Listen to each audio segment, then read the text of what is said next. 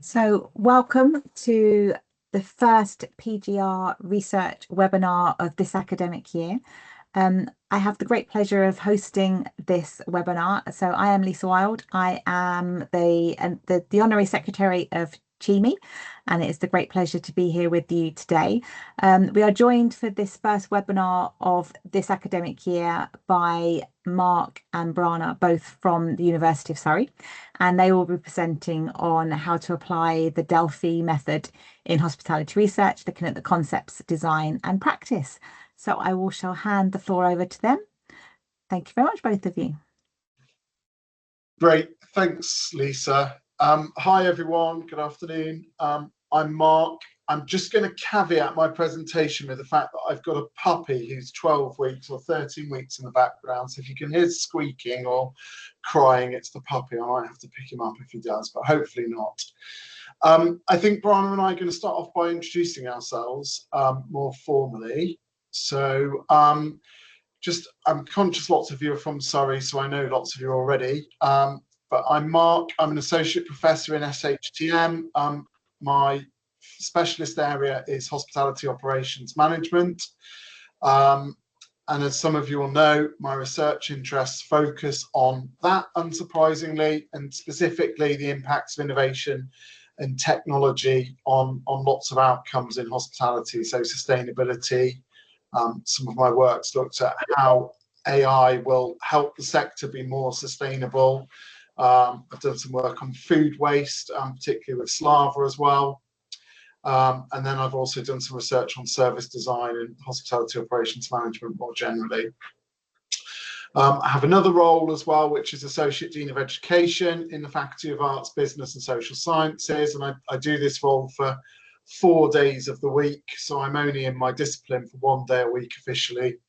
And before I joined Surrey 9.5 years ago, I worked in the luxury hotel sector. And I started off as a food and beverage manager, and I worked up to being a GM. So that's me, and there's links. I think if we're going to share the slides afterwards to my university and Google Scholar profile in the bottom right corner. Hello, everyone. So my name is Brana Jianu. I've recently completed my PhD at the University of Surrey. My research focus during my PhD was AI in hospitality workplaces. Specifically, I focused on a phenomenon called algorithmic management. So basically how hospitality workers are being managed and controlled by the algorithm. Daily work, focus specifically maybe on housekeeping employees and front office and frontline staff as well. Similar to Mark, I guess my research interests lie at the intersection of digital technologies, specifically AI, and tourism and hospitality experiences, as well as the future of work. So I'm currently a research fellow at the University of Surrey, where I'm part of a bigger European Horizon project. I'm looking and investigating the social, economic, and spatial effects of remote working, and also part of that, the role of AI in this phenomenon of remote working, basically. As well as Mark, prior to my PhD, I worked in both tourism and hospitality industry. In various marketing, sales, reservations, and revenue management roles, from kind of like frontline experience to departmental leadership roles as well. So that really kind of like blending that practical exposure with the academic dimension as well. Thanks, Brana. So although that this is a kind of formal webinar, I think there's not loads of people on the call. So if you have got questions during the presentation, then please do put them in the chat, and Brana or I will try and answer them as soon as we can. And yeah, we're gonna go through what we're going to cover today, and we'll try and bring the topic alive with some of the Delphi studies that we've done and the learnings that we've had on the way from doing those studies in the past, and there's a couple that I've got on the go at the moment, which we'll try and touch on as well. So we're going to give you a brief overview of the method. What is it? Where are its roots? And the kind of types and the variations of the method, particularly relating to past hospitality and tourism research.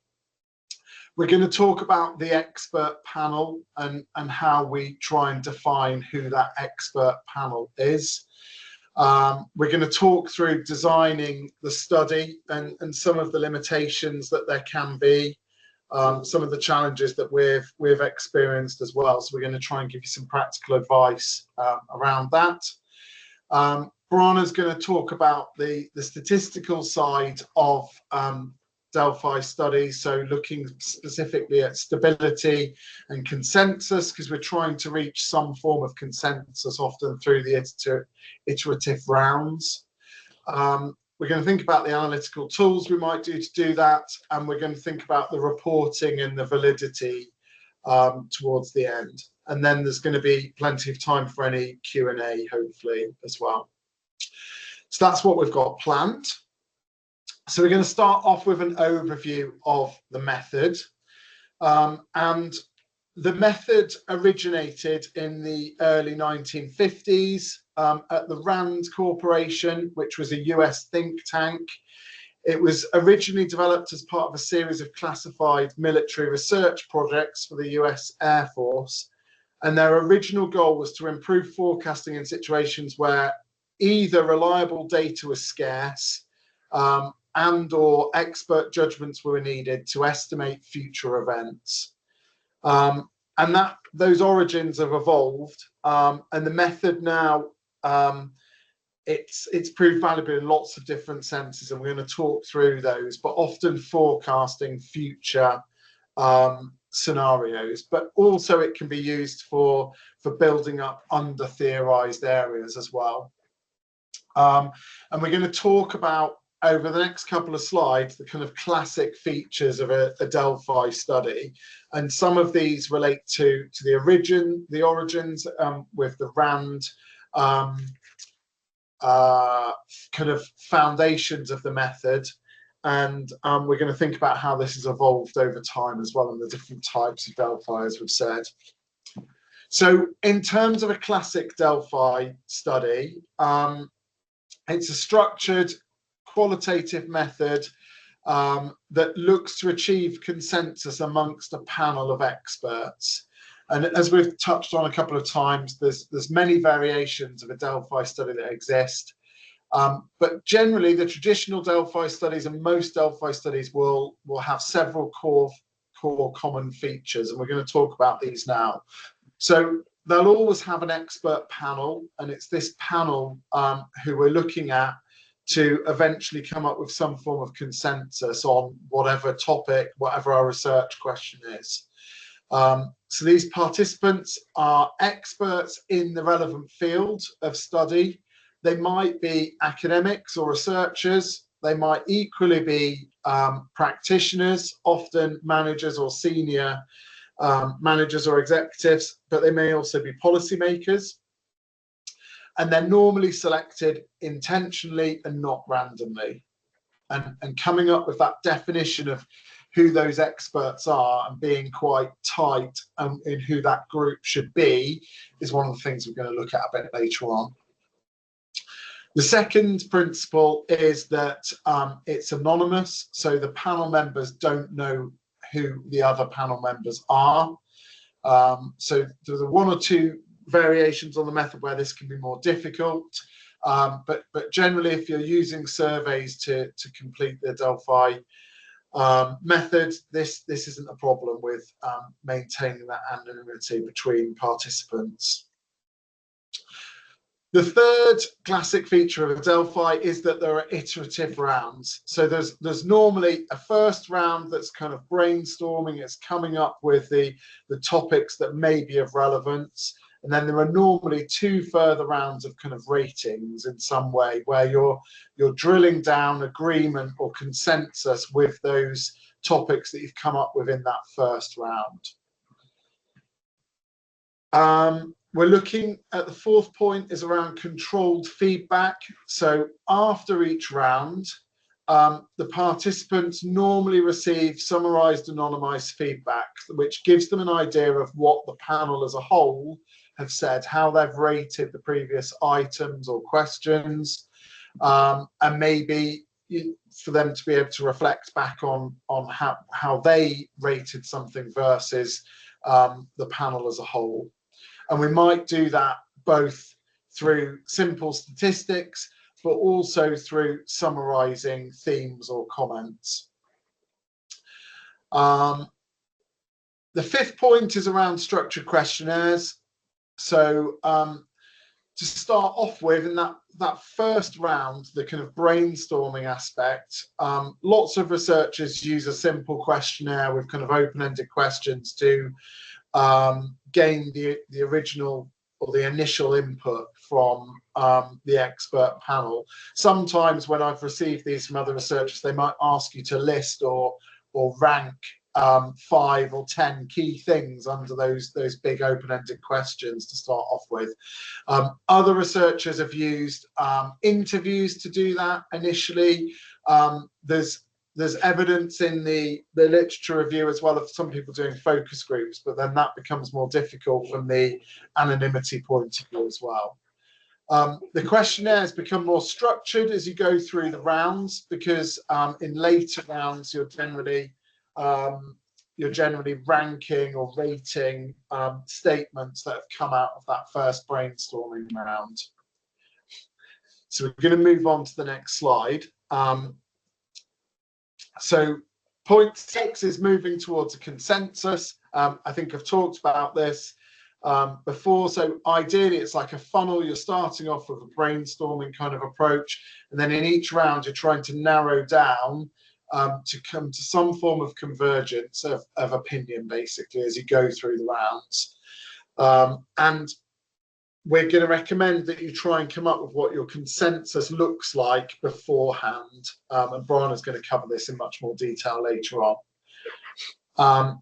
We're going to talk to you about the statistical analysis of the group response and the different ways in which you can do that.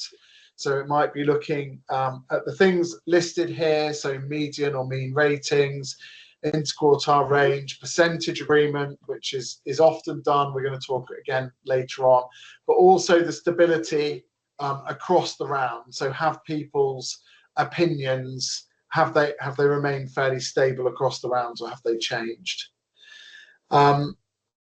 In an ideal world, you keep iterating, you keep going out with further questionnaires before you reach consensus.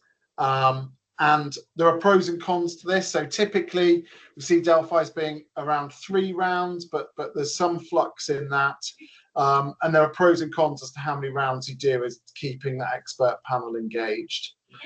The researcher should remain as a neutral facilitator. So you're not there to influence the expert opinions, but you're there to design the instruments by which you're using and to synthesize the feedback. And then as you go along, because this is a slightly more complicated method maybe than some others, it's really good to document what you're doing, your method, your decision rules, and try and build on that as time goes along. And that's certainly what we've done in past studies. So thinking about the selection criteria for experts, how many rounds you might run, definitions of consensus, et cetera, et cetera. And we're going to expand those points as we go through the presentation. Okay, let's move. So let me just get rid of my puppy. Hang on 1 second.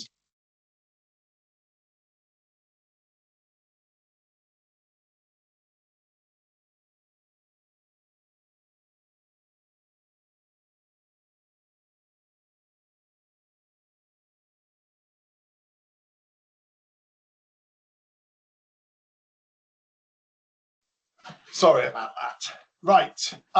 So we're going to think about the expert panel definition. So thinking about who is an expert and how we might select them.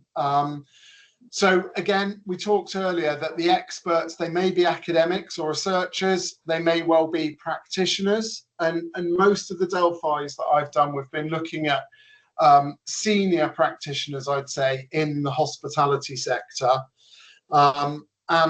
And I think in doing that, we've made their expert judgments particularly expert. We've tried to drill down into a quite a small group of very senior people often. With the Delphi study I did with Brana, we used a combination of practitioners and academics as well, which I'm not sure that I would recommend. We did have some questions around this in the review process. But yeah, anyway, it's something to reflect on. You might define how they're an expert through the minimum number of years that they've been at a certain level in a certain sector or a certain level of position, for example. It might be based on their role, so that they are a senior manager, however you define that, for example. It might be if they're a researcher around output criteria. So, for example, that they have researched or they've given a keynote on such a topic, or they've got publications on such a topic.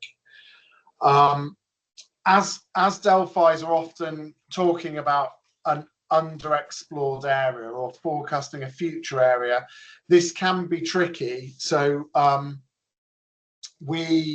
think in Brana and my study, we thought about academics that had published around technology more generally than the very specific subject we were looking at, because there weren't necessarily going to be enough people to make an expert panel up from that. The experts need to be able to contribute informed judgments, and you want to try and achieve a diversity of perspectives to enhance the robustness of what you're doing. I guess reflecting on what we've done as well, people are very sensitive about you identifying them as an expert, so I wouldn't necessarily use those terms when you're approaching people in doing this. Then the selection criteria, there's some more thoughts here. So in terms of relevance to the research question, might be geographical or sector representation, and how they've demonstrated their expertise. So you might do this through identifying the experts through academic literature. I think I've talked about this already. So they might be authors, keynote speakers, for example, or industry professionals. So managers, in the past studies, we've always defined the level of management that we want them to be. They might be consultants, they might be policymakers, for example. Recruitment strategy, we've tended to use personalized invitations. So if we knew people, we may have done this through email, and often I've done this through LinkedIn, which maybe people have been part of my network, or I've linked in with them purposely for this. So I guess that the sampling's purposeful. We've also used snowballing as well, by asking the people we've identified to recommend other people that they feel might be relevant for this. And again, that expert definition is important, because you've got to judge whether the people they're suggesting would be good do fall in your expert definition. And I guess in practice, you can tweak what that definition is as you go along if you need to incorporate other people that are suggested. In those initial interactions, well, we normally start off by suggesting we're doing the research and ask if they might be interested. And then if they say that they are, we then probably hit them with some basic information in terms of the study details, expectations, time commitments and things. And with a Delphi, you're looking for people that aren't just going to interact with you once. You're looking for people that are going to stay the journey. So they are enthusiastic about the topic and they're invested in the topic and the research as well. And you may think about incentives. In the most recent Delphi that I've done that's not yet published, we were able to offer £30 Amazon vouchers to each participant who stayed the course with us, who completed all 3 rounds, and that definitely improved the attrition. We had less people drop out across rounds than I have in all the previous studies. So that's probably definitely worth consideration, I think. And then those engagement strategies, keeping the round short. This can be really difficult. I think the Delphi that Brana and I, well, all of the Delphis I've done, they do tend to throw up really rich data. So you've got lots of data, then you've got to try and whittle that down into a meaningful framework and set of questions or items. And you can come up with lots. I think Brana and I might have had 150 something items perhaps, or certainly one of the Delphis that we did. And that's a lot for people to be rating. So you've got to think about how efficient you can be with the questioning. Clear instructions, don't make it too complicated. So using really simple scales tend to work quite well. Respecting their time, so really thinking about the questionnaire design at each stage and the information you are providing them, and their ability to provide you a bit more. So it's a qualitative method. So along with the rankings or the ratings, you're encouraged to give them the opportunity to comment as well. And generally we've done this after a set of items or a kind of section or a set of questions, so they're not being asked to comment too often.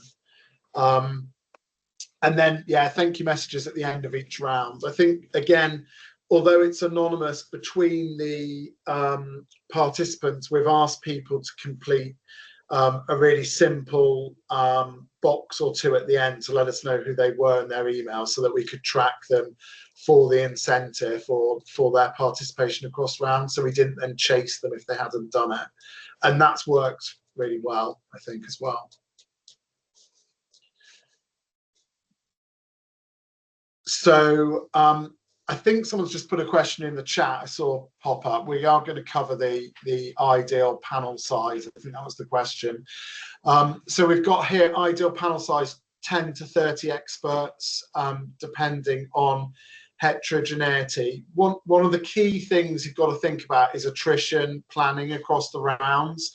And there are some previous academic studies that have kind of looked at the Delphi method and how things have worked. And attrition of around, I think, 30% is common in these studies. So you want to start off with a big enough panel that at the end you're still going to have enough people to be making a kind of valid contribution and getting to some kind of consensus. So I'm going to show you a few of the Delphis that I've done in the past, and we've tended to start off with panels of around 20 to 30. I think over time, I would say starting with more is probably better. So we've got one coming up where I think we're going to plan to start with 40 if we can get that many. So that's the first couple of points. Scheduling responses and reminders. It's maybe not very academic, but I think you need to be quite business-like about this, particularly if you're interacting with industry folk who are very, very busy. So I've tended to really think psychologically about when we send these things out, around the days of the week, the time of the year, so avoiding half terms and holidays and things, and the amount of time I'm going to give people to do each round. And I'm not saying that this is right or wrong, but my learnings from the studies we've done is we've tended to send them out towards the beginning of the week on a Monday or a Tuesday. We've tended to give people 2 weeks to do it. I've put a reminder in for maybe 48 hours before it's due, so probably on the Thursday morning before it's due at the end of a Friday. And I only chase the people that haven't done it. So by asking them to identify themselves at the end, that allows you not to annoy people by chasing them too much. And I've given gentle prompts. I always ask on the chase or the follow-up, if you need more time, just let me know. We'd really value you taking part. And yeah, if you say Friday's a deadline, I always give them until the Monday anyway, before we'll do anything else. So I think really thinking about a structure of when this is going to work and the 3 rounds are going to work is important across kind of holiday times and peak times, particularly if you're working with industry. So yeah, that's the third point. Ethical considerations, consent, data protection. So in these studies, we've used the first study to have the kind of ethical statement at the beginning, getting people to agree to whatever you're asking them to agree with, consent, data protection things at the beginning of this. And obviously normal ethics applies like it does to all research that we're doing. And the tools that we've used for this, I've always used Qualtrics for the Delphi studies I've done, but obviously you could use any other platform that allows you to design questionnaires. Qualtrics does, if you're setting these things up, it does normally get quite excited to tell you that your questionnaire is too long and it's too complicated and things. So I've tried to take on board as much of the advice as it gives me as I can, but I think you're never going to please it completely because this is quite a complicated method to be administering through this system. So it's keeping it as simple as you can and as clear as you can. And I think either piloting or getting your co-researchers to really go through it with a fine-tooth comb is really important, and particularly if you're looking at the industry, again, making sure it's an industry-friendly language as opposed to overly academic language is important.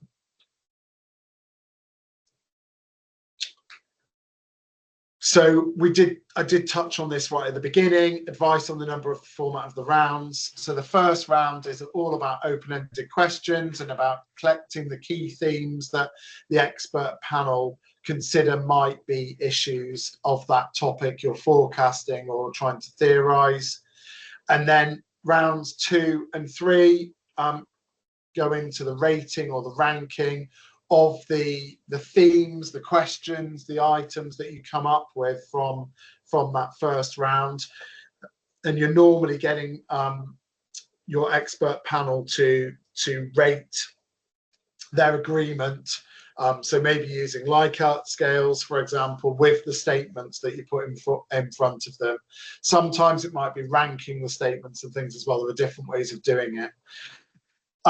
Typically in the third round or round 3, so the second ranking, you're going back out with the same items or questions, but with some information about the first round, looking at the panel as a whole, how much agreement was there in this section or not, and maybe some summarized qualitative comments to kind of inform the panel what the collective panel were thinking to help them make that second ranking. If you've achieved really high consensus on some of the questions in the first ranking, like, I don't know, 100% of people agree or strongly agreed with a statement, then we haven't always asked those in the next round, because if you've achieved what you want to achieve, then there's no point asking it again, because you're just making that questionnaire more complicated and longer than it is. And if you've got areas that are split 50-50 or skewed one way or another, and you really want to understand why that's the case, you might want the respondents to have a bit more time to explain that in comment boxes, for example. Then there's this optional round 4, and you could go on beyond that, but I think in all the ones we've done, I think you really would lose a significant number of people if you kept going. So you've got to think and, I guess, justify in your research write-up about the resources you've got, about the expert panel's time and things, as to whether you go on to a further round or not.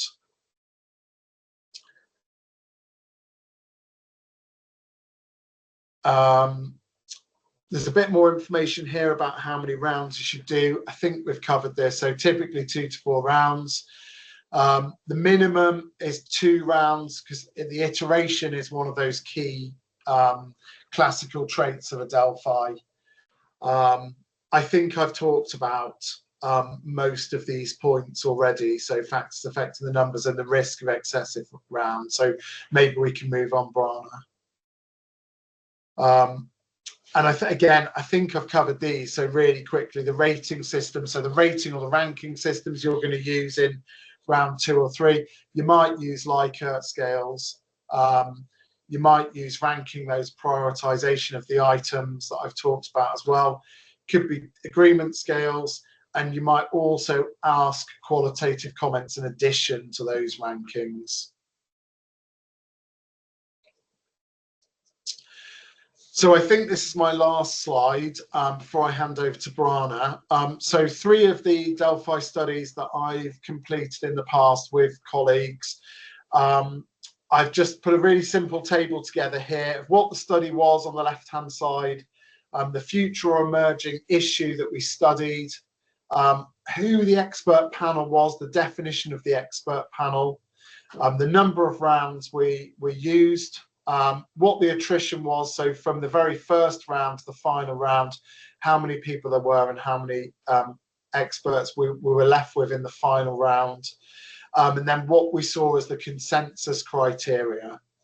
I won't go through all of this because I think we're going to share the slides afterwards, and certainly Brana's going to talk about consensus in a lot more detail, so we can ignore that comment. But all of the studies have been looking at tech or future tech in some way. So back in 2020, we looked at how service robots might redefine leadership in hotel management. More recently, we've looked at how the metaverse might add new layers of hospitality to hospitality services. And Brana and my paper we've talked about already. And I've literally picked out from the publications, these words are all lifted straight from the publications in terms of the future issue, the expert panel, and the rounds and the attrition. And you can find all of these online, and they're in the references at the end if you want to see them. So I'm going to hand over to Brana at this point. Sure. Thank you, Mark. Thank you for this really detailed introduction into the Delphi method. So I'm going to go a bit more now into details about various types of Delphi studies, as Mark mentioned, into how we achieve consensus and the stability, and how do we report results and wrap it up kind of like with a nice quality checklist of what would be the kind of like the best practices to conduct a Delphi study. So as Mark mentioned, Delphi has mostly, not just for hospitality and tourism literature, in general, it's mostly well known for method for forecasting. And it is also most widely used in tourism and hospitality for forecasting, and specifically for topics such as forecasting tourism demand, for example, future trends, which is kind of like most common, which was also Mark and mine study focused on, potentially also any industry changes in the future. But also it's very important to kind of like keep it somewhere at the back of our minds that Delphi is also very useful when it comes to understanding and developing concepts. So not just for forecasting, but for also developing management frameworks or specific industry indicators. And here we have a couple of examples that you can look up if you're specifically interested. Various papers that have actually used Delphi for developing strategies, developing high-performance management systems, even sustainability and environmental indicators, and all other various kind of like management frameworks and developing concepts. So it's really important to understand, and I'll talk about this a little bit later, that you can also utilize Delphi, and not necessarily, as I will show, to reach consensus, but also to explore new and underdeveloped and underexplored topics and phenomena.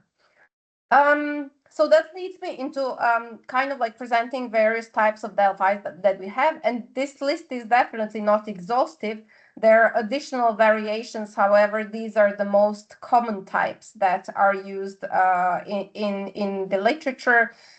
So we start off, as Mark clearly presented, the classic, which is also called the normative Delphi, defined really as a means of structuring group communication and it is applied to understanding of forecasting complex problems.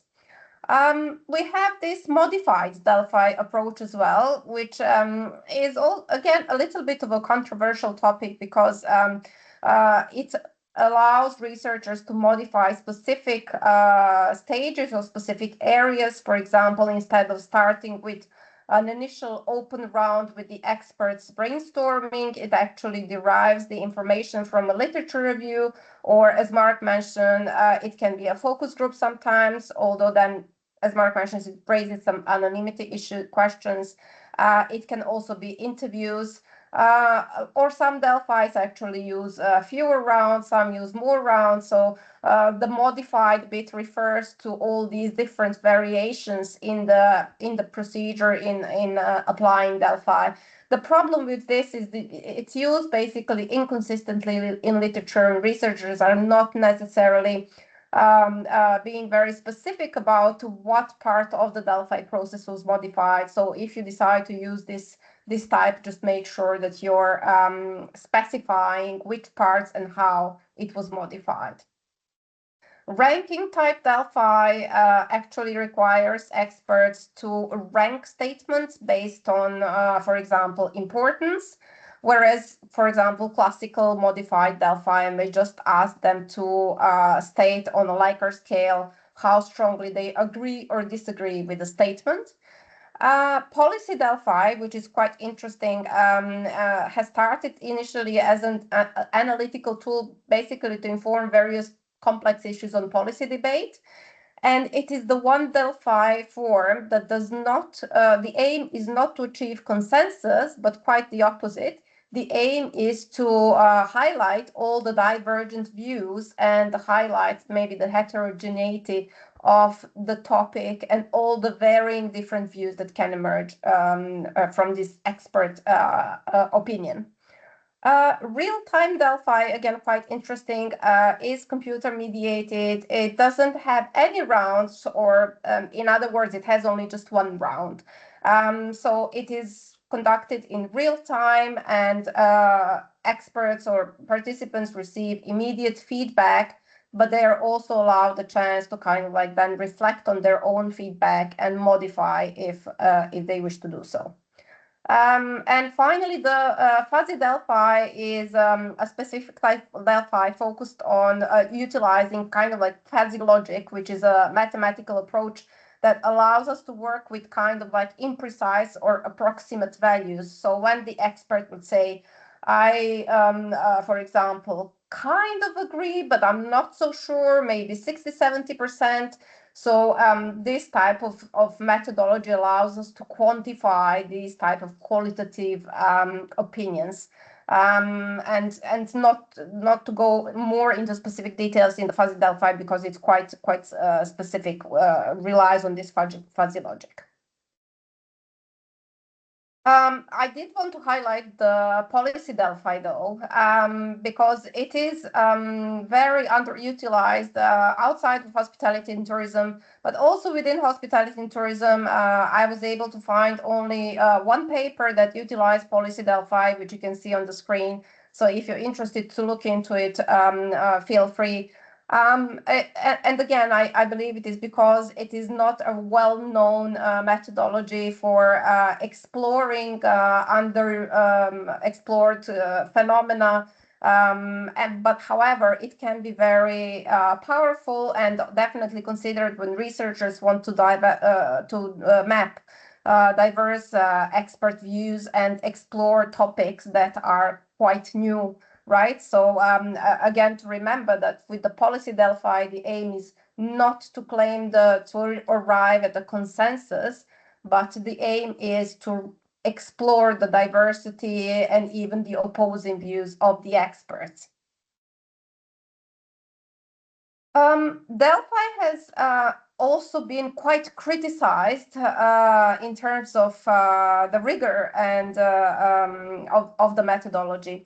So there are various aspects. Most of the criticism evolves around the terminology and how we measure consensus, and how what we understand by stability. But also about the expert panel definition and also selection criteria. So as Mark mentioned, there is no kind of like ideal size of expert panels. And it would really depend on the topic and the questions, the research question of your research. In the literature, there have been panels of about from 4 to 5 to even a couple of hundred experts. So it can vary quite widely. And there is no agreed definition or agreed measure to understand what is the ideal expert panel size or what is understood by the expert, really. So there's no established definition in the literature what a Delphi expert, who a Delphi expert actually is. And then, as Mark mentioned, high attrition rates. These high attrition rates can sometimes actually impact the quality and diversity of the information. And for example, for quite isolated or extreme opinions, if these experts fall out of the Delphi in the second round or the third round, then these opinions will be underrepresented. These kind of like extreme isolated opinions, which might kind of like create artificial consensus around the main topic that the other experts agree on. Also, there is lack of consensus on the terminology of the Delphi in terms of, like, for example, round. Some researchers consider that a round is starting with a literature review, so doing a systematic review of the literature review and arriving at specific items and terms. In some studies, this is considered a round. Some other Delphi experts do not consider that a round, so there is also inconsistencies in this area. And then, as I mentioned, there are no universal standards, as we'll see, for measuring consensus and stability, and even some statistical tests applied in some studies are actually not necessarily applied correctly. So let's look at stability and consensus, really, because these are two kind of like key defining features on how we interpret the results of our Delphi and when do we decide to stop the rounds. So as it says on the slide, consensus is one of the most contentious components. It is really highly debated, again, because there is no standard definition and many studies applied inconsistently. So in a systematic literature review by Diamond in 2014, 72 out of 98 studies only defined consensus. And then 15 studies claimed to have arrived at consensus, but there was no definition of what that consensus actually is. And then 87% claimed consensus, but only 48 had, before starting the Delphi study, defined what the threshold for that consensus is. So building on what Mark mentioned, ideally, we would need to define the threshold for our consensus and define what we understand by consensus before starting our Delphi study. Also, to make matters more complicated, we have various approaches to measuring consensus, and we get now a little bit more into the area of statistics, and it's a well-known fact that Delphi actually is quite both quantitative and qualitative approach for these various reasons. So there are at least 15 different approaches to measuring consensus, and these are kind of like the four most utilized ones. So one would be percentage agreement threshold. So basically it means what percentage of the total pool of experts agree on a specific item. And here we have various percentages used in studies: 50%, 70%, 80%. Also, it's quite, again, important to understand what is it the topic, what is the question, or what is the item that you are seeking agreement on. If it's a life or death situation type of a question, right, you would want probably 100% consensus. Whereas if it's, for example, the type of uniform that your hotel frontline employees, you would want to decide whether they should wear a blue or a red uniform, then you would probably be happier with a lower percentage consensus on that type of a question. Interquartile range is basically, it's a statistical measure defined as the difference between the third quarter and the first quarter of your data. So basically you want to isolate the middle 50% of the data. So if you have the data on a 5-point Likert scale, you would want that 50%, the middle, not to diverge more than one kind of like 1 point. And that would, for a 5-point Likert scale, that would prove that that consensus is kind of like being reached by the panel. For a 9-point Likert scale, values under 2 are also accepted. Candles W is a coefficient basically of concordance. It measures the degree of agreement among multiple raters ranking a set of items. So it ranges from 0 to 1, and it's mostly utilized for ranking type of Delphi. So when the panel needs to, for example, rank the importance of specific items, and values above 0.7 indicate strong agreement.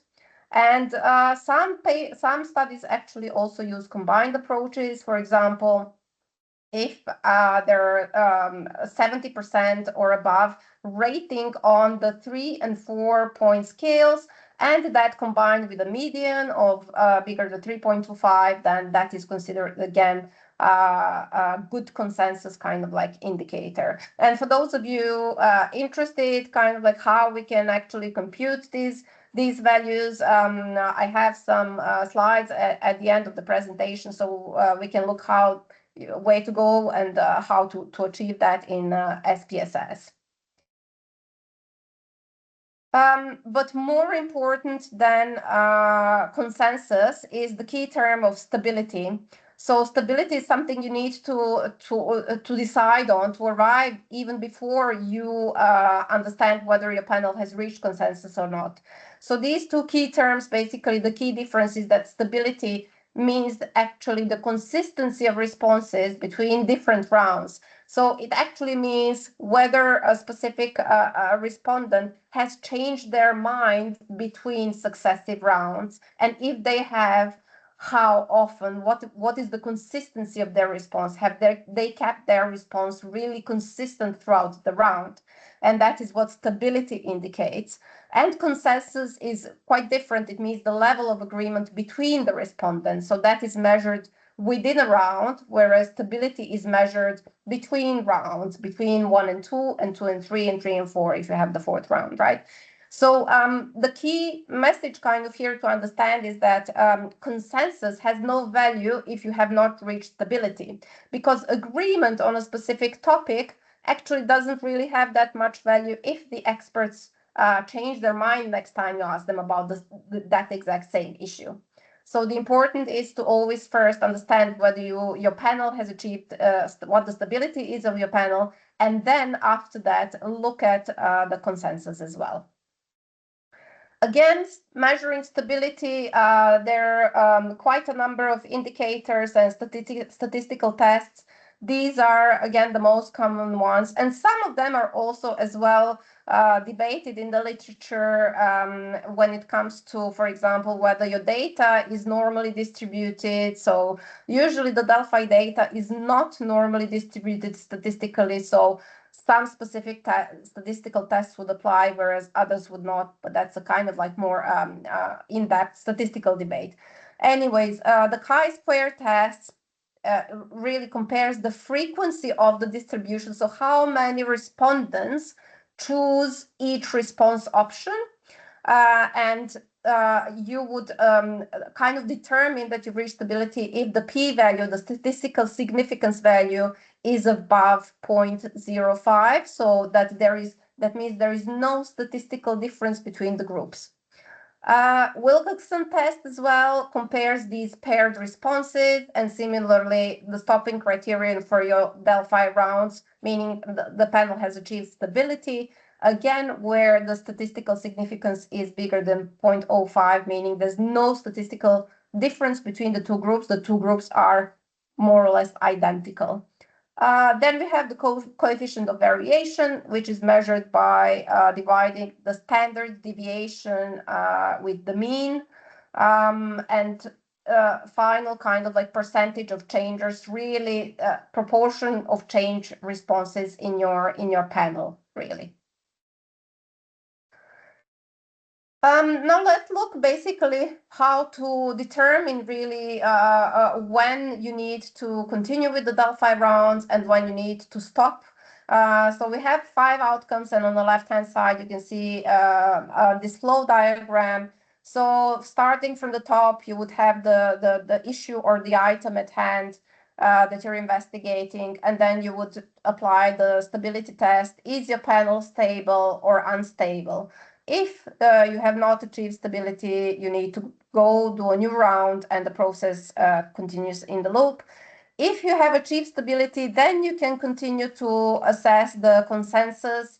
So starting from the left-hand side, if you conclude that you have achieved consensus, you can terminate the Delphi study. So that means no additional rounds. Also, if you achieved the majority, which means more than 50% of the panel respondents have achieved consensus, again, you are free to terminate the Delphi round. There are cases when you will have bipolarity. Basically, that means equal split, kind of like the panel is split in the middle. So you would need to be maybe more dig deeper into the qualitative aspects. So check the subgroups, understand how they're split, what is the subgroup structure, and then based on that decide whether to terminate or to rephrase your questions and continue with a new round. As well as with plurality, that's when the majority of the group is actually less than 50%. And finally, also quite interestingly, if you have a disagreement, you can also, obviously, you can maybe rephrase some items and run a new round, but you can also terminate the Delphi study because even in some specific maybe topics or issues, disagreement is actually very informative and very valid conclusion, because not on all topics panel can achieve at a specific consensus, and maybe some topics are quite complicated. Maybe your panel is very diverse and all the stakeholders have quite differing opinions from one another. So just to bear in mind that disagreement does not necessarily mean starting a new round again. These are some reporting examples. On stability and agreement on the Delphi studies. So on the left-hand side, for example, we have this study reported mean and standard deviation. But just to understand that applying the concept of standard deviation does not necessarily apply to ordinal level data. So there is some controversy on taking just the mean and standard deviation as measures of Delphi stopping. Ideally, it should be combined with other metrics as well that I mentioned. On the top right-hand side, comparing in Mark's and mine study, we compared the stability round 2 to round 3. So if you look at the stability in round 2 and then compare it to round 3, you'll see that it's higher in round 3. So that means that stability has been achieved in round 3. And also the bottom right study, that's again another study by Mark and another colleague. They use the Wilkinson test. So where in the stability column, the p-value, they're all above 0.05. So that all these items have achieved stability. As I mentioned, don't assume Delphi must produce consensus. Disagreement is, again, as I mentioned, a valid and meaningful outcome. What is important is to set up procedures to be followed in advance when consensus is not reached. So setting these at the beginning of your study. So having clear rules about when, in which situation to delete items, when to refine items for another round, or in what are the conditions for accepting this non-consensus as the outcome. And as I mentioned, this disagreement may communicate that there's genuine disagreement among the experts, which is fine. Complex topics, as I said, different stakeholder perspectives, and also actually, more often than not, it signifies the need for future research. So that can be a really rich pool for specifying future research avenues and research topics emerging. What you can do to kind of like help achieving consensus, because the usual challenges to consensus will be, as I mentioned, wide variation in experts, high attrition rates, the wording of your items, whether they're overly broad, whether they're not necessarily clear, short to the point, specified, and so on. So you can encourage the panel members to reflect through controlled feedback. So as Mark mentioned, to previous round feedback would encourage them to express maybe in comment boxes why, to justify their answers and responses, providing quantitative feedback as well. So you're more than welcome to provide also means, standard deviations, if the panel is kind of like familiar with statistics, and that will again reflect, maybe help them reflect on their own opinion and provide justification and reason for that.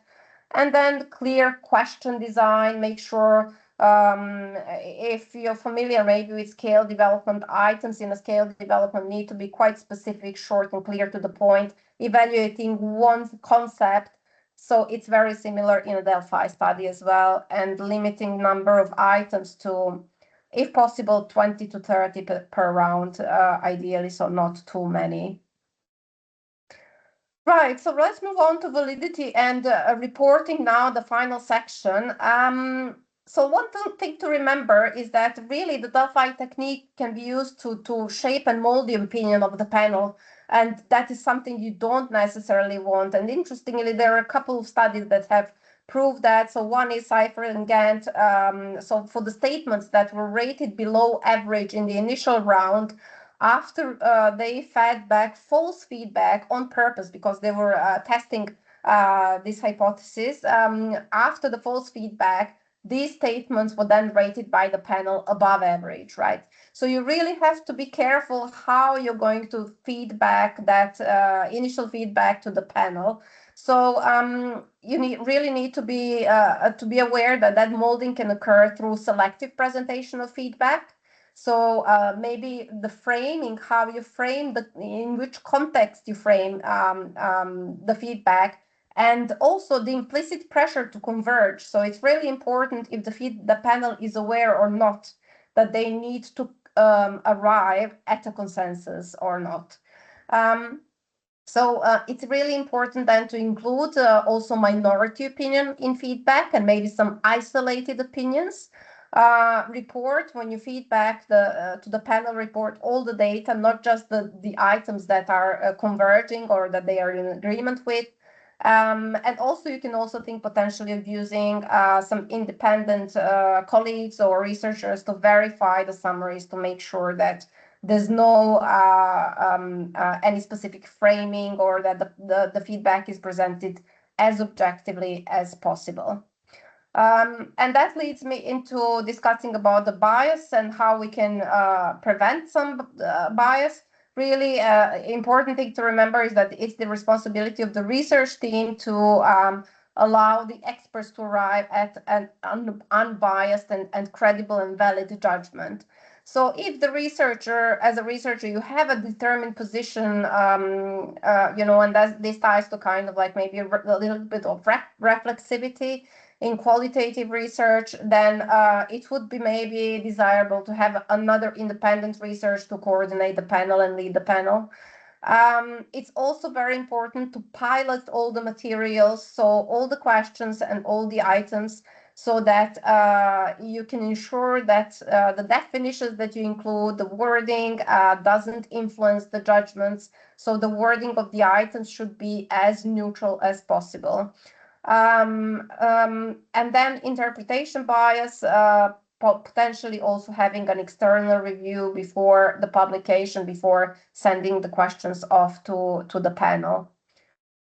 And last thing, if you're using a literature review as a substitute for your round one, which kind of like limits your items, ties them directly only to the literature, it's really important to allow new items to emerge from the panel. So allowing them, asking, are there any other comments or opinions that we haven't mentioned in the questionnaire that you would like to mention?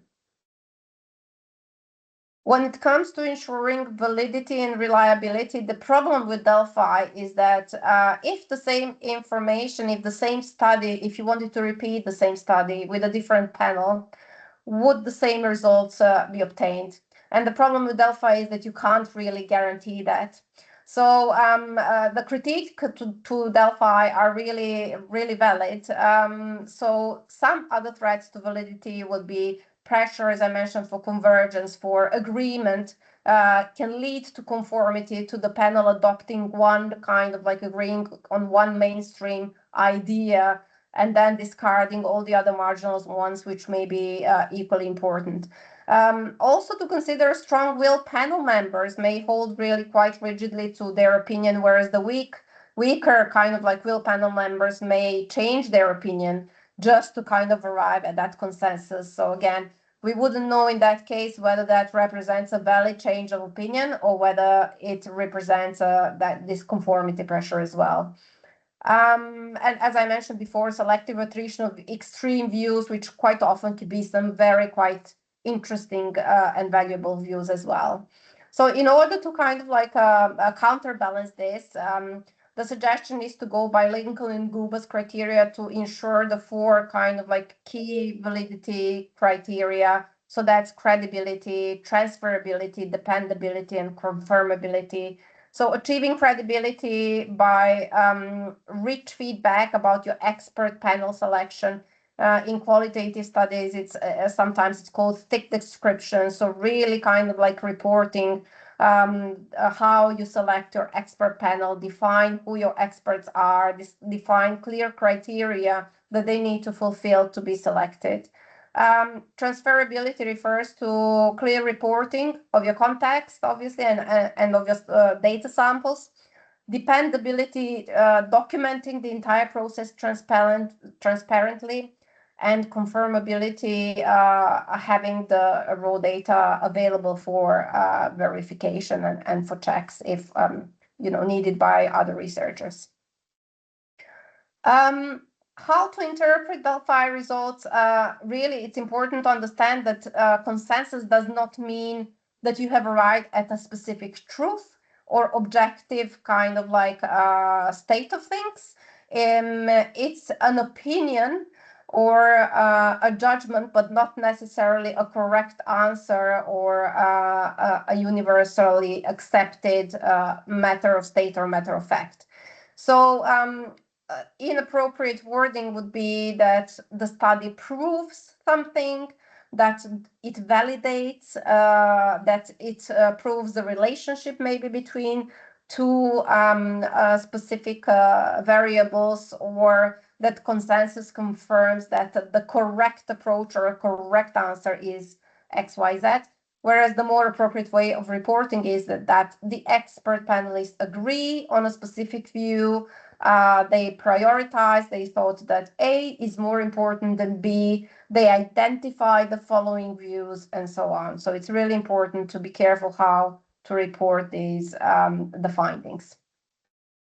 Lastly, these are CREED's reporting standards for Delphi studies, which are considered kind of like the best practice, just to, so all the critiques that I mentioned about the study to minimize the validity and reliability potential issues.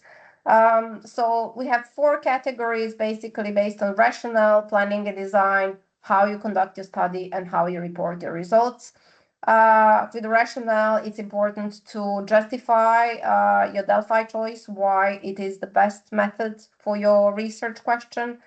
Planning and design, how you're planning the process. And as I mentioned at the beginning, if you're going to use the modified Delphi, specify which modifications you have performed, and then again, as we mentioned, specify before you start to study the definitions of consensus, and what are the criteria, and what happens if you don't achieve consensus.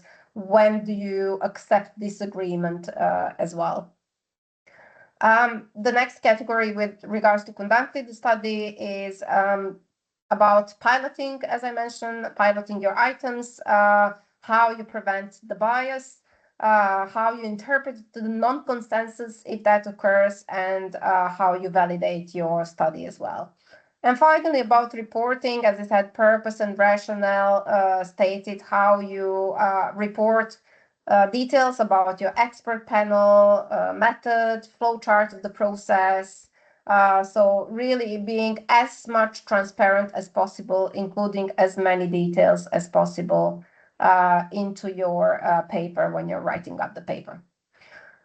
And that leads me to the final slide, which is kind of like a checklist, basically reiterating everything that we've mentioned today, including the creeds, guidelines, and the creeds checklist as well.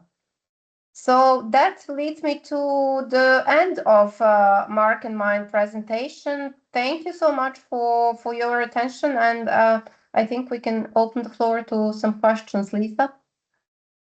Perfect. Thank you very much, Mark and Brianna. There, we've had a few questions that have come in the chat, but I think Mark has been busy responding to them, but just to be able to pick up on them so that there's a consideration around looking at what is the approximate ratio of closed or open questions in the online survey to really have opportunity to elicit themes from experts.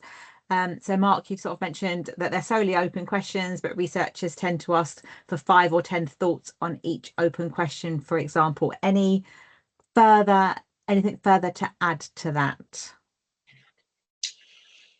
I think, yeah, so I think it is open, they are open questions because you're wanting people to generate ideas or thoughts. But equally, you've got to think about the amount of data you're going to get from that. So I've seen other researchers where I've taken part as a participant ask, for the top 5 things in your mind on this topic, for example, the top 5 things you might think about. So that's a way of perhaps keeping it open, but controlling the amount of data you're getting back, I think. Perfect, thank you. And one that was posed at the time of registration, I've heard that journals tend to reject papers using the Delphi method. Can you share your insight on this? And Mark, you said your experience so far has been the opposite. So would you like to expand? Yeah, so we've been really successful at, so I think all of the studies that we've published using the Delphi method are in good 3-star journals, so IJHCM and IJHM. And yeah, we've had the opposite. We've only had a rejection once, which was with Brana, and we put it into a special edition that I think we both sensed was probably quite competitive. And I do think there were 1 or 2 potential limitations to our study, the mixture of academics and practitioners, which may have been seen as, I don't know, a bit more dodgy perhaps. And I think when Brana and I originally did this, we weren't looking to get it published in such a good journal. We wrote it as a textbook chapter originally, but that didn't come off. So we thought we're going to try our hand with publishing it, and we were successful in the end. My sense, very honestly, is that I don't think I've ever had a review where I think the reviewer was really confident in the method. I think the reviewers are picked for the overall topic generally, and not the methodology, and therefore, yeah, maybe the review of the methodology has perhaps been less robust than it might have been sometimes. But I think if you were to stick to the advice we've given you today, you'd be absolutely fine. Yeah, and can I add to that again? I think that's why it's really important to ensure that the study is conducted really rigorously and apply these kind of like bias prevention and all these other criteria I discussed, because Delphi has been criticized as not necessarily very reliable. So from that point of view, I think it's important to design your study really robustly, as we try to kind of like discuss today. Perfect. And another question from the chat then. So what is the simple scale closed question is acceptable for experts at the top of those open questions then? So following on from what we were saying about all being open questions in the first round, I think you sort of mentioned about certain scales and using that. So just, I suppose, a bit of a further explanation on the simple scale that closed questions are used and how this is acceptable for experts as well on top of the open questions. I'm not sure I'm 100% sure on the question, but I think if it relates to the first round, sometimes I've seen other researchers asking you to maybe like rank the top 10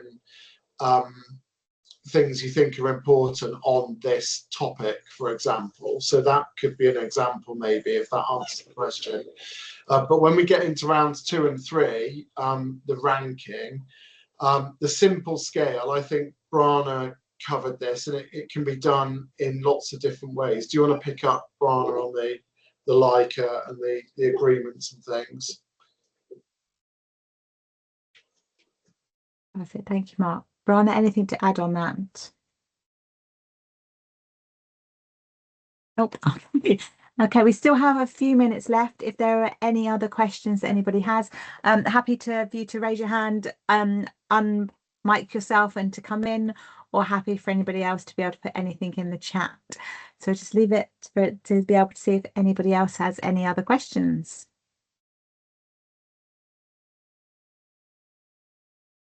Just to pick up on the chat, the recording will be shared later on for anybody that either wasn't able to join us at the very beginning or would like to be able to go over the wealth of knowledge that we've had delivered this afternoon.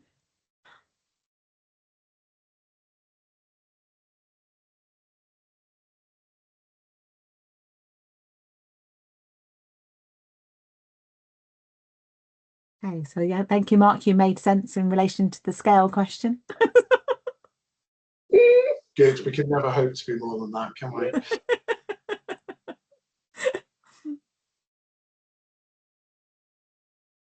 Yeah, it's great. Andrew's come in about sort of that she's doing research as well at the moment on alternative proteins in culinary education and considering now using this method. So this is good.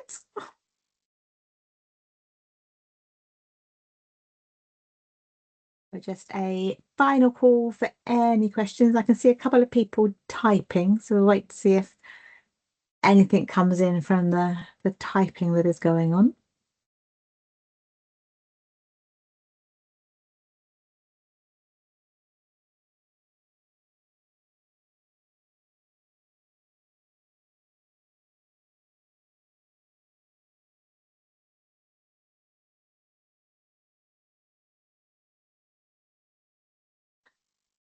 That waiting for Christmas.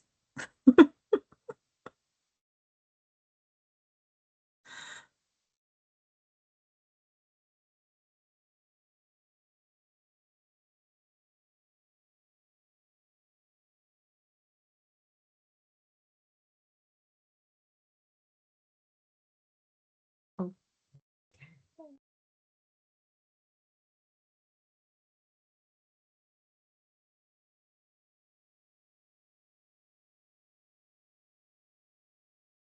Oh, that's nice.